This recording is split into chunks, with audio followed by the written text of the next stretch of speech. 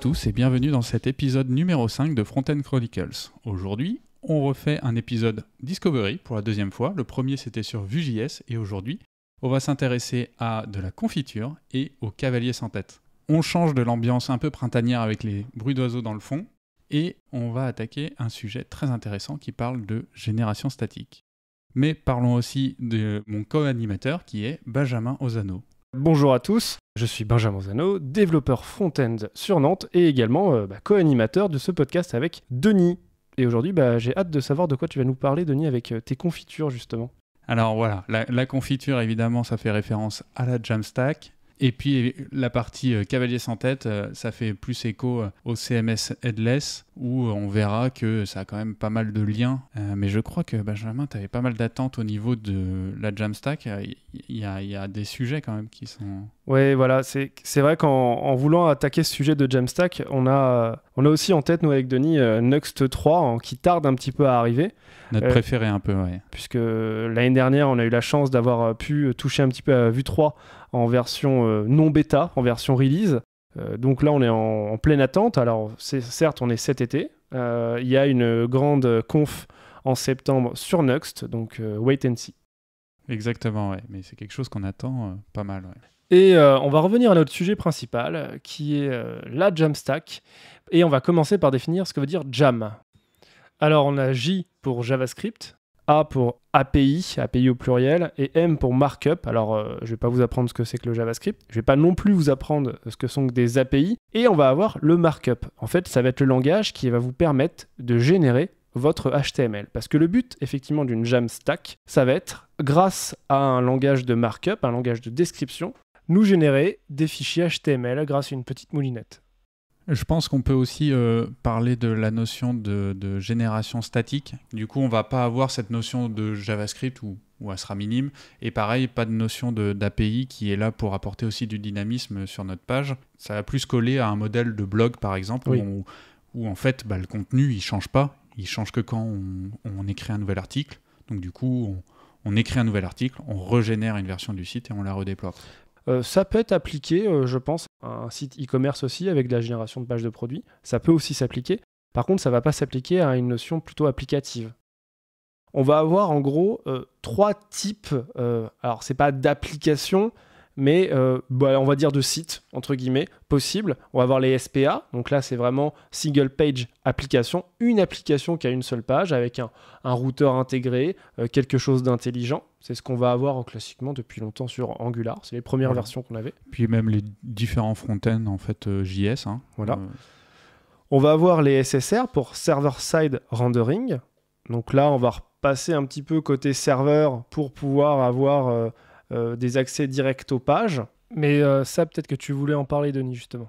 Alors, il y a une partie qui est vraiment old school. On le voit avec les vieux sites qui sont faits avec un serveur Java qui fournit des Java Server Files, etc. Et puis, c'est des choses qui reviennent, évidemment, aussi avec les applications SPA, parce que pour des problématiques de référencement et de performance, on a aussi besoin de faire de la génération côté serveur. Donc pour que les robots d'indexation puissent récupérer les pages et les lire. Et c'est quelque chose qui maintenant est intégré dans la plupart des front-end modernes en JS, quoi. Parce que pour répondre à toutes ces exigences, en fait, on est obligé de faire de la génération côté serveur. Et donc du coup, c'est assez naturellement intégré dans les front-end. Et voilà.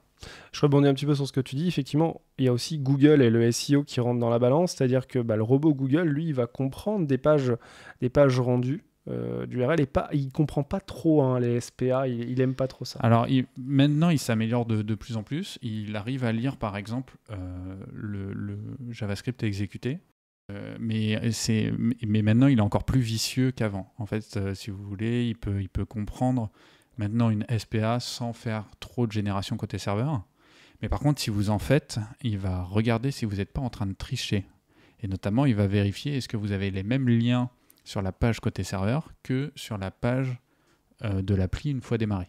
Voilà. D'accord. Et donc, il va aussi comparer ces rendus-là. Et si on est en train de tricher, il va peut-être impacter négativement notre référencement et des choses comme ça. Donc, on entre dans une autre phase. C'est vrai que l'argument du SEO commence à baisser pour la partie génération côté serveur. Mais bon, ça reste quand même très très intéressant pour mettre nos informations. Et enfin, le dernier sigle, SSG pour Static Site Generation. C'est là où on va faire intervenir les Jamstack. Et vous avez peut-être entendu parler d'applications universelles.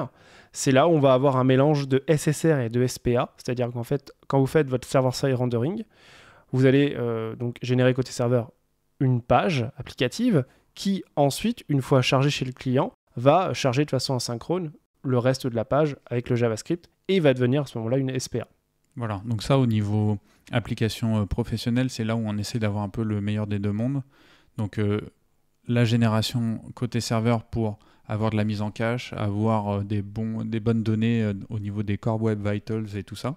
Et ensuite le SPA, pourquoi ? Parce que on sait qu'au niveau de la navigation utilisateur, pour tous les frameworks front-end de JavaScript, c'est plus intéressant de naviguer et de changer que les bouts atomiquement, plutôt que de recharger toute une page à chaque fois. Donc là, on va essayer de mêler un peu les deux. C'est sur mon premier accès, j'ai une page serveur qui arrive, et puis après, tout le suite de ma navigation, j'ai une application JS plus performante qui tourne, quoi. Passons aux avantages et aux inconvénients. Un des principaux avantages, c'est qu'on va avoir un énorme gain de performance. Les fichiers créés par cette stack seront ensuite servis par des CDN. Alors les CDN, c'est des réseaux de distribution de contenu qui vont vous permettre, en fonction de votre localisation, de pouvoir vous servir les fichiers au plus vite. Et l'avantage également de ça, c'est qu'en cas de pic d'activité, ça va être les CDN qui vont absorber cette charge et pas votre serveur. Voilà, ouais. Moi, je pense que c'est vraiment le mot d'ordre, en fait, quand on parle de Jamstack. Le principal avantage, c'est vraiment les notions de performance, ou pas tant que ça la vitesse en elle-même, mais le fait que ce soit plus à nous de gérer cette problématique de performance. C'est pas à nous de faire en sorte de faire une infrastructure qui scale à base de cloud AWS ou Azure, par exemple. C'est pas à nous de régler un certain nombre de problématiques de chargement de notre application et des choses comme ça. On a tout qui est en statique ou presque. Et donc du coup, là, la perf, elle est instantanée. Et après, le scaling, c'est apporté par les CDN. Et voilà, tu le disais très bien, c'est la problématique de performance, en fait, elle est gérée très simplement et pas par nous en plus. Donc c'est encore plus simple. Et en fait, moi j'aime bien me faire l'image du web un petit peu des années 2000. On avait beaucoup de pages statiques du HTML, du JavaScript, qui étaient faits quasiment à la main. Et en fait, c'est le plus performant en fait. Et du coup, c'est intéressant de voir que c'est une méthode très ancienne. Et en fait, ça revient sur le devant du tableau. Mais on change juste l'outillage en fait. Là, oui. On fait de la génération statique, mais même si c'est 20 ans après, en fait, on le fait plus de la même manière et on a vraiment des outils qui sont beaucoup plus puissants pour le faire, pour générer des pages très facilement, avec beaucoup de contenu, beaucoup d'éléments visuels. Et en fait, c'est ça qui est très intéressant, c'est que la base, elle, est la même, elle n'a pas changé depuis 20 ans. Par contre, l'outillage autour, c'est ça qui a vraiment gagné en puissance et c'est ça qui fait que c'est assez intéressant au final. Autre avantage notable, ça va être la sécurité. On s'abstrait totalement d'un serveur et d'une base de données. Et donc, n'ayant ni l'un ni l'autre, on n'a plus à s'occuper des problématiques de sécurité inhérentes à ces architectures. Et donc, ça simplifie les choses. On va avoir aussi, dans certains cas, et également en fonction de votre application, un hébergement moins cher, voire gratuit, dans certains cas. Je pense que vous avez tous et toutes entendu parler de GitHub et en l'occurrence de GitHub Pages, la possibilité de faire héberger un petit site pour présenter votre projet, mais vous pouvez très bien le détourner entre guillemets pour pouvoir pousser complètement une application statique dessus, un site web sans problème. Et c'est GitHub qui, pour vous, servira ces fichiers-là sans problème. Vous pouvez même rattacher ensuite un nom de domaine associé à votre projet et vous avez un site web qui répondra bien plutôt à la charge. Voilà, ouais. Et ça, c'est assez surprenant parce que le prototypage soit poussé par GitHub, c'est tout à fait naturel. Et j'ai envie de dire, s'ils veulent vendre leurs produits, ça les aide beaucoup, en fait, de se dire, regardez, les gens qui utilisent GitHub, ils peuvent propulser des prototypes, des sites vitrines, etc. Mais l'aspect un peu plus où on a complètement le champ libre et plus la possibilité de mettre un nom de domaine par-dessus et tout ça, c'est en fait assez rigolo et en fait des fois je me demande même où est-ce qu'ils en tirent parti en fait d'aller jusque là quoi. c'est gratuit. Après, il y a plein d'autres solutions. Comme on le disait, en fait, dans l'offre qui est gratuite, il y a plusieurs notions. Il y a l'hébergement des fichiers, il y a aussi la capacité de les servir sur plusieurs serveurs, il y a de la disponibilité. Au final, la quantité de services qui est donnée tout en étant gratuit, c'est assez conséquent. Et si on passe par un hébergeur, c'est pas du tout le même prix, quoi. Passons maintenant au point négatif, ou en tout cas au point négatif qu'on a vu avec Denis. Partez du principe que quand vous faites de la génération statique, vous ne faites pas une application en fait. Vous faites quelque chose qui va vous permettre de servir du contenu. Et ça, c'est vraiment très important de le comprendre. Vous n'allez pas avoir la même chose qu'une application en Angular par exemple.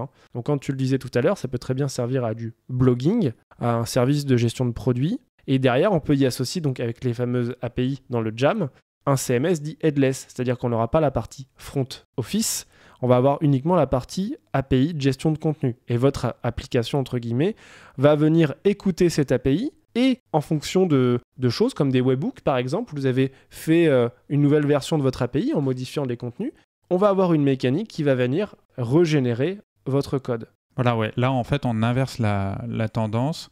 C'est au lieu d'avoir une application qui, à chaque fois qu'on la démarre ou qu'on l'utilise, va demander le contenu à afficher, et bien là, c'est le nouveau contenu qui va provoquer une nouvelle génération. Et après, les personnes qui consomment utilisent la dernière génération en cours. Exactement. Voilà. Et donc, cette inversion de paradigme, on la présente dans le point négatif, même s'il y a quand même beaucoup d'avantages à tout ça, notamment le fait de renverser la tendance, de se dire que c'est le contenu qui provoque la mise à jour de l'application et pas autre chose. C'est pas l'utilisateur qui vient lire la donnée. Voilà, la partie inconvénient qui est assez forte, c'est si on veut des règles métiers assez conséquentes, si on veut exploiter toute la puissance qu'on pourrait avoir d'une application professionnelle, c'est peut-être pas forcément la bonne solution pour ça, quoi. On va plus se tourner vers des frameworks front-end classiques, quoi. Mais du coup, moi, je voulais rebondir aussi sur l'aspect CMS headless.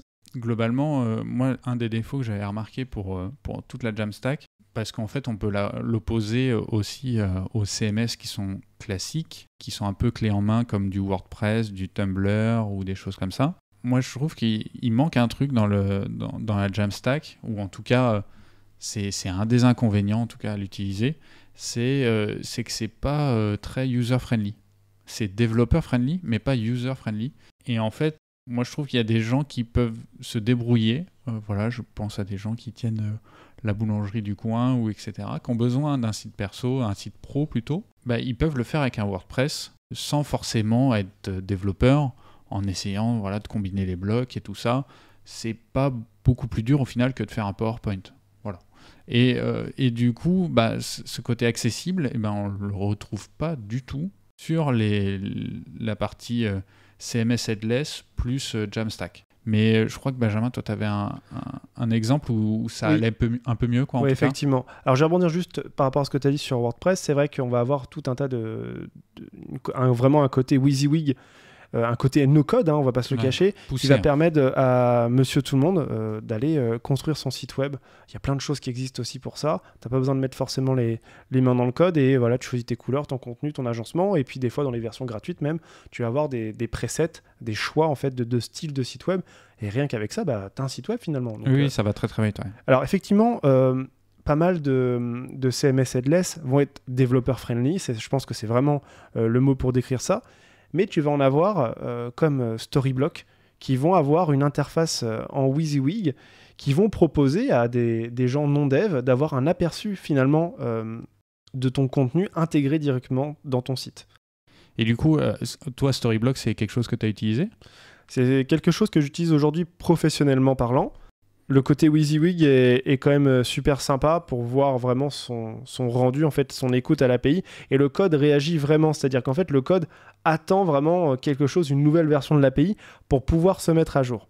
D'accord, ouais, et donc du coup, la partie WYSIWYG, elle se base sur le visuel que tu auras à la fin. Exactement, en fait, ce que j'ai dans le WYSIWYG, c'est vraiment le visuel que j'aurai à la fin. Ah ouais, donc ça, c'est vraiment cool. C'est-à-dire que voilà, c'est vraiment du 1 pour 1 pour cette fois-ci, c'est que je modifie en live. Et en fait, mon aperçu, c'est là, en l'occurrence, c'est mon local qui te le rend. Et c'est exactement ce que j'aurai à la fin. Ok, ouais. Ah oui, donc du coup, ouais, une approche vraiment plus sympathique, quoi. Exactement. Je me renseignerai du coup, ça a l'air cool. Autrement, un petit dernier inconvénient, mais c'est pas forcément très marqué parce que toute la stratégie se base là-dessus, c'est la gestion des caches. On sait que c'est quelque chose qui peut être vraiment compliqué à faire en informatique. Et donc du coup, il faut être habitué avec l'invalidation de cache sur les CDN et les choses comme ça. Mais c'est quelque chose qui vient avec la stack et on est accompagné dessus. C'est-à-dire que on refait une nouvelle version du site, c'est rebuildé, c'est redéployé et ensuite on déclenche tout de suite une invalidation de cache. Donc on n'est pas sur des problématiques. En plus, comme on n'a pas une application avec son front-end, son serveur et des versions qui peuvent cohabiter, etc. Là, on est plus sur du contenu direct qu'on diffuse. Donc on a moins cette problématique de version, donc on peut invalider assez vite. Donc c'est pour ça que je dis que c'est un inconvénient plutôt mineur, c'est parce que à sa vie, en fait, la gestion du cache est inhérente en fait à la solution et c'est pas tant que ça une difficulté, quoi. Alors c'est intéressant ce que tu dis parce que ça c'est vraiment dans le cas où on est sur des CDN et qu'on pousse nos sites sur des CDN. Avec toute la mécanique d'un CDN, on va avoir une invalidation de cache dès qu'on a un nouveau contenu normalement. Oui aussi. Voilà. Ouais. Par contre, si on peut très bien faire de la gène statique sur notre propre serveur, imaginons qu'on souhaite nous-mêmes héberger nos fichiers statiques, ça marchera, il n'y a pas de souci. Par contre là, c'est à nous de nous débrouiller à la fois de prendre en charge la charge, justement, des gens qui peuvent arriver sur le site, et cette invalidation de cache qui peut être vraiment problématique.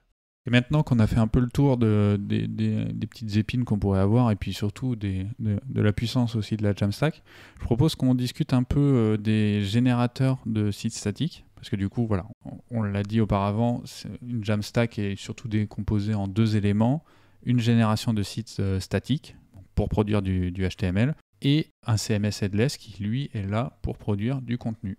Et donc, du coup, je propose qu'on commence avec la génération de sites statiques. On s'est intéressé, on a regardé en fait les générateurs les plus connus. On en a plus de 300 sous les yeux, donc oui. Ça commence à faire beaucoup. Et contrairement au framework front-end où vous allez être obligé de faire du JavaScript un jour ou l'autre, et bien là, en fait, vous avez beaucoup de choix. Vous avez aussi du Go, du Ruby, vous avez aussi du Python, et plein d'autres langages, du Rust aussi, c'est extraordinaire. Plein de langages qu'on ne connaît pas forcément. Vous savez que vous pouvez aussi faire du Bash. Voilà, donc si vous aimez vraiment bien... Ami DevOps, voilà. Vous pouvez vous faire plaisir. Il y a du C#, enfin bon, il y a tout ce qu'on veut, il y a du R aussi. Et en fait, du coup, voilà, vous allez avoir plein de générateurs disponibles. Et donc, l'avantage, c'est que vous avez plein de langages. Donc, si vous n'aimez pas le JavaScript pour tous ses défauts, ce que je peux comprendre, vous allez vous tourner vers d'autres langages. Il n'y a aucun souci là-dedans. Et du coup, dans les plus connus, le plus connu de toute façon, c'est Next. Je pense que c'est pas étonnant. Next qui est propulsé par React et qui est un générateur de sites qui se base sur les technologies React. En fait, React propose, un peu comme Vue, toute la possibilité de faire soit des single page applications, soit faire du server-side rendering, soit faire les deux, ou soit faire de la génération statique. Vous avez son équivalent en Vue aussi qui est très plébiscité, qui est Next. De la même manière que React, en fait, on utilise les mêmes fondements, etc. Et on peut faire SPA, SSR, les deux, ou site statique. Et après, sinon, il y a des éléments qui sont très connus, alors qui ne sont pas du tout, pas forcément en JavaScript, notamment Jekyll. Je ne vais pas trop avancer, mais l'un des premiers à être un outil de Jamstack. Alors bon, après la syntaxe c'est du Ruby, donc ça peut freiner certains, mais c'était très plébiscité au départ sur GitHub, les GitHub Pages, et même aujourd'hui, vous allez pouvoir avoir un petit peu, quand vous configurez une page GitHub, le choix de savoir si vous voulez générer déjà un preset avec Jekyll. Tu as parlé de Next tout à l'heure et de Nuxt. Je tenais à préciser que c'est 2 frameworks qui permettent de faire autre chose que de la gène statique. C'est vraiment des frameworks beaucoup plus complets. Alors que quand on va avoir du Jekyll, du Hugo ou bien du Gatsby qui va aussi utiliser React comme Next, Gatsby, lui, c'est vraiment pour faire de la gène statique. Ceux-là, ils sont vraiment spécialisés pour. Oui, tu fais bien de différencier ceux qui sont plutôt polyvalents. Et donc, du coup, c'est juste une corde à leur arc. Par rapport à Jekyll ou Gatsby où c'est spécialisé pour de la génération statique et ça ne fait pas autre chose. Et si on regarde un petit peu les GitHub Stars, effectivement, dans les 6 premiers, il y a ceux qu'on vient de les citer. Donc il y a du Next.js, du Hugo, du Gatsby, Jekyll, Nuxt, Exo. Et puis après, on va avoir des choses que je ne connais pas ou que je n'ai pas trop entendu parler avec du Ruby, tu as Slate, Docusaurus en full JavaScript avec React et Markdown. Et puis on va retrouver un petit peu juste après VuePress dont on avait parlé un petit peu dans les outils, dans le Discovery sur Vue.js, qui va vous permettre de générer des sites statiques en Vue. Principalement, moi je le vois surtout pour faire de la oui, doc Vue. Voilà, ouais, c'est ça. Et en fait, du coup, là, VuePress, c'est pas aussi conséquent que Next ou Next. Là, l'objectif, c'est que ça utilise le moteur Vue, mais c'est une techno qui est là que pour faire de la génération statique. Et donc, VuePress, par exemple, c'est utilisé pour faire toute la doc de Vue. Le site de Vue, le site de Vue CLI, celui de Vue Routing, etc., etc. Il y a aussi un générateur de sites qui n'est pas ici dans le top du classement, mais qui a percé un petit peu ces derniers temps. Il s'appelle Eleventy, qui est en fait, lui, basé sur du vanilla JavaScript. Mais je tenais quand même à en parler parce que, on va dire que c'est pas une licorne, mais c'est quelque chose qui pousse depuis déjà un certain temps. Ouais, et je pense l'élément assez important à parler avec Eleventy, parce qu'on n'en a pas trop parlé avec les autres. On a juste parlé du langage sur lequel reposait la programmation qu'on va faire, mais il y a aussi le moteur de template. Donc évidemment, Next, ça repose sur React, donc le moteur de template, c'est celui de React. Nux, ça sera du Vue, etc. Mais ce qui est intéressant avec Eleventy, c'est qu'en fait, on peut avoir beaucoup de moteurs de template différents. On peut avoir du Moustache, on peut avoir du Pug, on peut avoir du Handlebars, du JavaScript tout court, du Markdown, du HTML, voilà. On peut avoir beaucoup de moteurs de templates différents. Donc là, on a une certaine latitude qui nous est offerte, là où certaines technos vont être liées à des frameworks connus comme React ou Vue, par exemple. Parlons un petit peu maintenant des headless CMS. C'est vrai qu'on en a parlé un petit peu tout à l'heure avec Storyblock, mais il y en a quand même pas mal qui existent aussi pour pouvoir brancher votre Jamstack. Alors, on l'a peut-être pas assez précisé, mais vous n'êtes pas obligé non plus de brancher un CMS headless. Vous pouvez très bien rédiger, par exemple, des fichiers Markdown, puis à chaque commit, il y a une moulinette qui exécute votre génération statique et qui le pousse derrière. Votre headless CMS, ça va être vous avec vos fichiers Markdown. Peut-être que tu voulais en parler, Denis, justement, des headless CMS. Est-ce que tu en as d'autres en tête que Storyblock ? Parmi les plus connus, en fait, on a parlé plutôt des hébergeurs comme GitHub Pages. On sait aussi qu'au niveau des hébergeurs, il y en a un qui est très connu, c'est Netlify aussi, qui nous permet d'héberger pas mal de choses de notre côté. Et ils ont une solution CMS headless qui est open source, qui s'appelle Netlify CMS. Voilà, pas très original en termes du nom, mais qui est pas mal plébiscité. Puis après, sinon, dans les plus connus, il y a Ghost, Strapi. Voilà, après, je cite des noms, mais je ne cache pas qu'il y a tellement de solutions différentes que voilà, c'est pas des solutions que j'ai testées personnellement, quoi. Sachant qu'on en parlait au niveau des inconvénients, ceux qui sont basés sur Git, du coup, ça suppose que la personne qui rajoute du contenu connaisse Git.